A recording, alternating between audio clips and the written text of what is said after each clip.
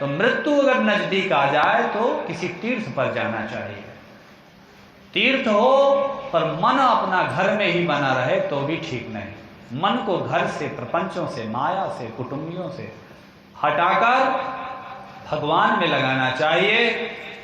अपनी प्राण वायु को रोकना चाहिए। कोशिश जितना बन सके ओम का उच्चारण मन ही मन करना चाहिए।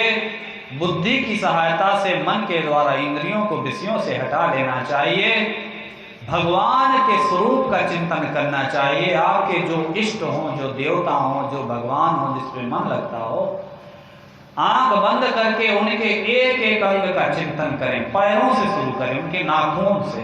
भगवान के पैर कैसे हैं, उनके चरण कमल कैसे हैं, उनके नाखून, उनकी उंगलियां कैसे हैं, उनकी पिड़लियां कैसी हैं, उनके जंघे कैसे हैं, उनकी कमर कैसी है, उनकी नाभि कैसी, उनका वक्ष स्थल कैसा है, उनका माला कैसा है, कौस्तुभ मणि कैसी है, उनकी भुजाएं कैसी है, उनका गला कैसा है, कितना सुंदर उनका मुख है, ओंठ कितने सुंदर हैं, उनके कपोल गाल कितने सुंदर हैं, उनके घुंघराले बाल कितने सुंदर, वाह उनके नेत्र कितने सुंदर हैं, उनकी करुणा कटाक्ष जब हमारी ओर निहारते हैं तो कितनी सुंदर। भगवान के एक एक अंग का चिंतन करते रहे। प्राण निकल रहे हैं, सांस को साध रहे हैं, रोक रहे हैं, ओम का मन ही मन जप कर रहे हैं और अपने भगवान के स्वरूप का चिंतन कर रहे हैं। यही करते करते काम निकल जाए सबसे अच्छी गति। पर ये कैसे इतना सरल नहीं है जितना सरल कहना है। कोटि कोटि मुनि यतन कराही, अंतराम कह आवत नाही।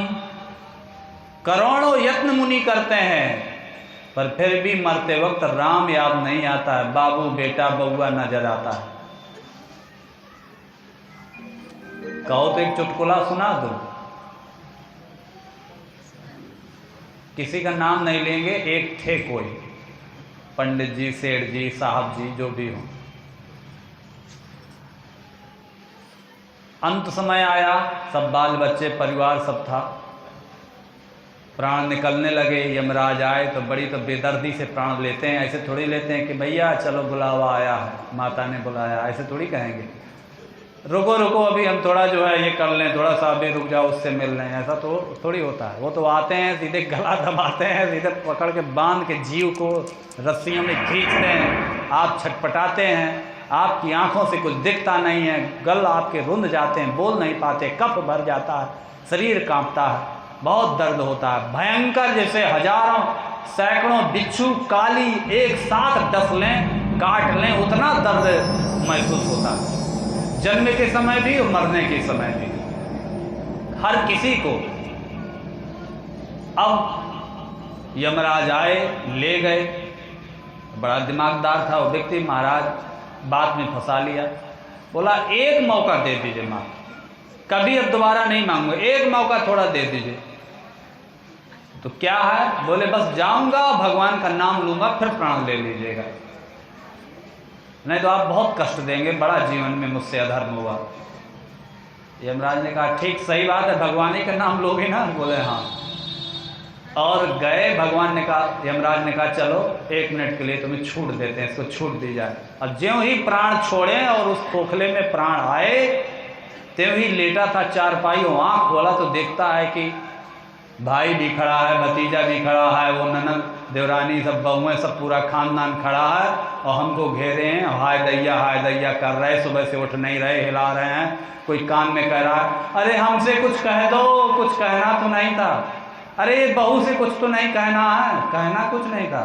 सबका उद्देश्य रहता है कहीं माल पानी कहीं रख गए हों तो कुछ बता दो, अब सबके सामने तो कह नहीं पाएंगे, तो ऐसे कहा जाता अरे उसको बुला दो, उससे शायद कुछ कह दें, कुछ कहना हो जाते वक्त।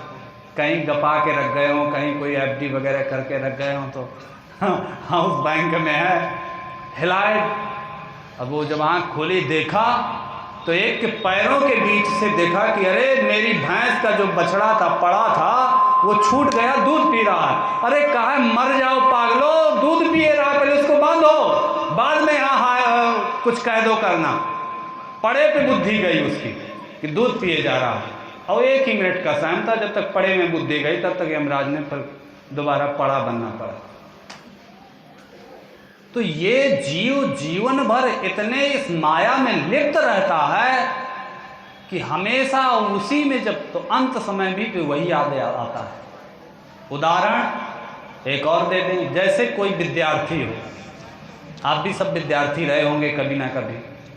अब साल भर आप खूब क्रिकेट खेलें, मैच खेलें, पतंग उड़ाएं, और जब परीक्षा अंत समय आए, परीक्षा में बैठने का 3 घंटे का, तो क्या है आपको पूरी मैथ और विज्ञान साइंस की किताबें याद आएंगी? वहाँ वही चौका छक्का याद आएगा। खूब मन पेपर बार बार पढ़ेंगे तो समझ ही में नहीं आएगा, वहीं ध्यान जाएगा। सब ऐसे बैठे रहेंगे मुंह बनाए, फेल हो जाएंगे। तो इसलिए रोज उसका अभ्यास बच्चे करते हैं।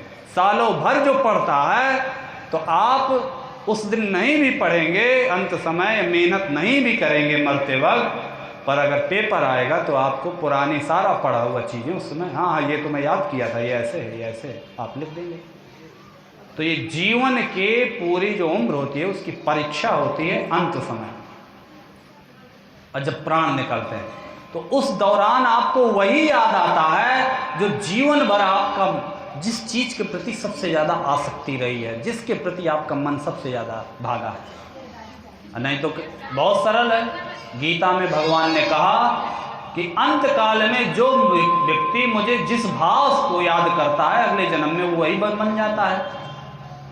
तो इस दृष्टि से तो बड़ा ठीक है कि जीवन भर खूब माया मोह में रहें, तो अंत समय में हम प्रधानमंत्री नरेंद्र मोदी का याद कर लें, सीधे प्रधानमंत्री बने, इंद्र को याद कर लें, सीधा इंद्र बने।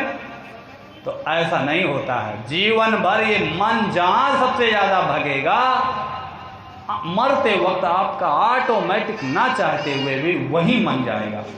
इसलिए जो लोग राम राम राम राम राम राम राम राम उठते बैठते सोते जागते चलते फिरते सब में राम को देखते हैं, सब में भगवान को देखते हैं, देवी को देखते हैं, देवी देवताओं का भजन करते रहते हैं, हमेशा भजन कीर्तन में लगे रहते हैं, तो मरते वक्त भी फिर आपको मेहनत नहीं करनी पड़ती, अपने आप अनायास भगवान का स्मरण होता है।